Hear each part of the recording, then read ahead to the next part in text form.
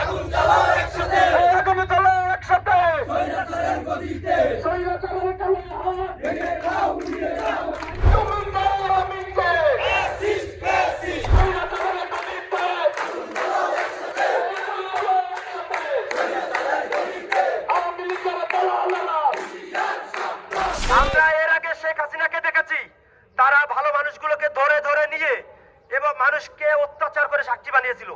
ঠিক এই ফ্যাসিস্ট সুচিত্রা শর্মিন আওয়ামী দুর্বৃত্তায়ন করতে আজকে ফোকটেল বডিকে এখানে বানানো হয়েছে বিলেন। আমরা স্পষ্ট করে ফোকটেল বডিকে বলতে চাই, আপনাদের ঘাড়ের উপর অস্ত্র রেখে বিসি যেহেতু মাস স্বীকার করতে গেছে, আপনারা অবিলম্বে পদত্যাগ করুন। আপনারা মিথ্যা মামলা এখান থেকে উইথড্র করুন। এবং যে বিসি আমাদেরকে আজকে ফ্যাসিস্ট বলেছে, বরিশাল বিশ্ববিদ্যালয়, যে বরিশাল বিশ্ববিদ্যালয় জীবন বুকের তাজা রক্ত ঢেলে দিয়ে দেশের প্রথম স্বাধীন বিশ্ববিদ্যালয় হিসেবে স্বীকৃতি পেয়েছে, সেই বিশ্ববিদ্যালয়কে শিক্ষার্থীদেরকে তিনি ফ্যাসিস্ট বলেছেন।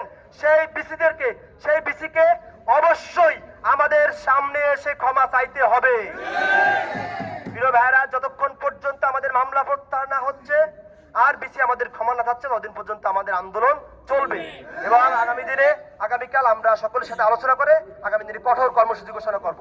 যারা এই আন্দোলনকে বা অন্যায়ের বিরুদ্ধে কথা বলাকে কণ্ঠরোধ করতে চায়, তাদেরকে এখান থেকে আবারও হুঁশিয়ারি করে বলতে চাই, আপনি বিশ্ববিদ্যালয়ে যেই হন না কেন, এমন কোনো পদক্ষেপ করবেন না যা শিক্ষার্থীদের বিপক্ষে যায়। শিক্ষার্থীরা কখনোই অন্যায়ের সাথে আপোষ করে নাই, ভবিষ্যতেও করবে